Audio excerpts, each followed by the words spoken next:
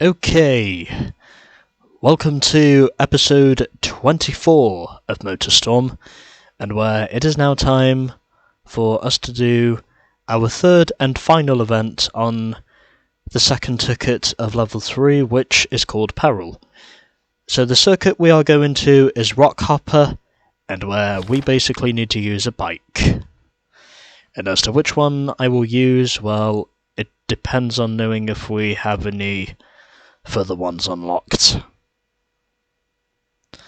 I think that's more or less the main question. Let me think. I know I've used the Indiana, I'm also pretty sure I've used the Champ. So, neither of those things are going to be in the mix. Let me think. Did I use the Wildcat? I think I did. Okay. Well, I haven't got any spare ones available, so I think I'm just going to use this instead. I'm just going to use the Mohawk Indiana again, just with a different paint scheme. Yeah, this'll do. In a race like this one, where everyone drives the same vehicle, you gotta use everything you know about the track. Every line, every corner, every shortcut. The only advantages you have are better skills, more knowledge, and bigger cojones. I don't think I've unlocked the fourth bike yet. But yeah, I think it's pronounced cojones, as of which one of them is basically a super bike, but anyways. Here I am riding the Indiana, so let's just hope for the best. And maybe we can succeed. If I am lucky.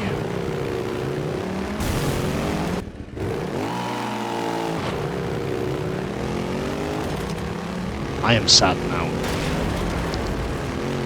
I was so close to winning this race, and then I literally had to fuck up on that final jump.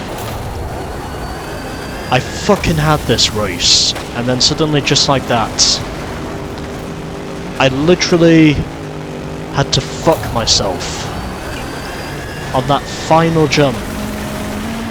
Right when I was only a corner away from the win, and then basically it all just fell apart. I would have fucking had it as well. Had it not been for my had it not been for my fucking schoolboy tactics.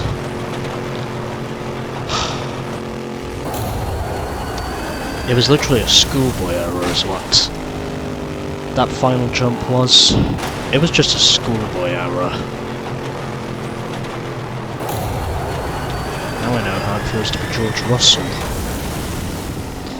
Because ironically he too once made something he calls a schoolboy error. Now I know exactly how it feels to be him. I also know how it is to get so close to winning your first race and then just losing it. Basically being so close to obtaining victory, but then suddenly just like that, circumstances made you lose it. You just lost it under the worst possible circumstances. And that's more or less what I think the case was with me.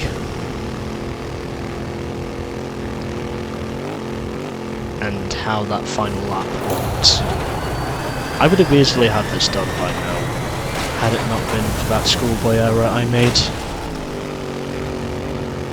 But again, there's no point in contemplating. The only thing I can really do is retry and just hope to not trip over myself again.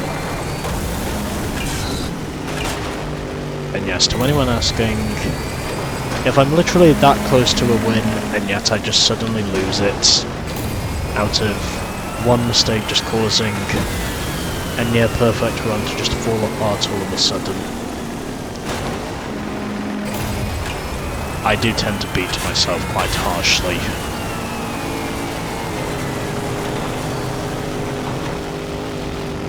But again, I still think I can get this done.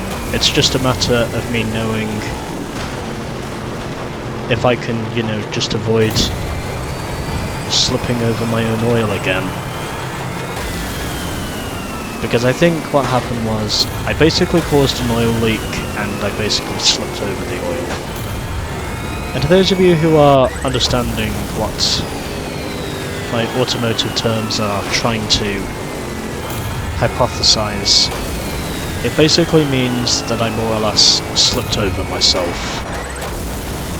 Right when I thought for sure a win was going to be right there in the window, and then suddenly, just like that, it all just fell apart all of a sudden. And I wasn't even going to bother finishing because, well, I dropped down to 8th, and then if I did decide to go onwards on that first attempt, I would have probably finished in either 9th or 10th. And I was not going to accept that. Well, quite a reduction in speed. That's quite a reduction in speed once you get on the bankings. Oh, and someone just pushed it a little bit too hard there. Don't know who that was, but someone definitely overstepped the boundary just a little bit there. So at least it proves I'm not the only one who tends to be going out, of course, with the schoolboy mistakes. Or just feeling like the dumb kid.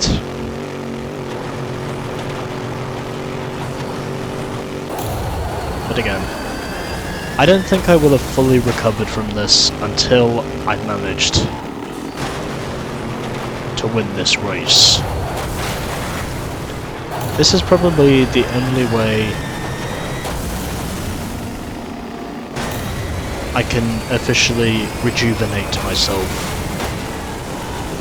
once I've won this race.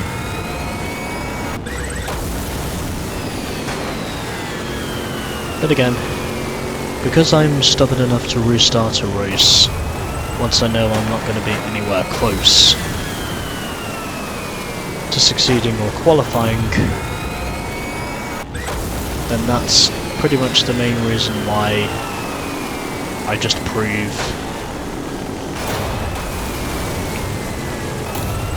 to just put myself in the box and basically just give it my all. Just literally doing whatever it damn well takes to win this race. Well, don't need to worry about using the boost tank. I've got enough of the margin ahead of everyone else, and it is victory at Rockhopper on my rejuvenated attempt. Or rejuvenational attempt, I should say. Under the sunset.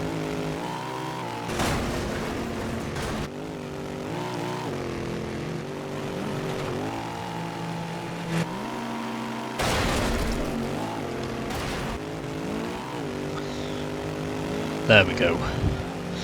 Just had to take some water so that I was not going to see my throat dying.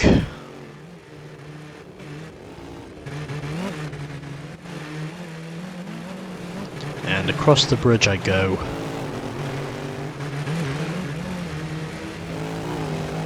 Meanwhile, there are a lot of guys taking the High Line.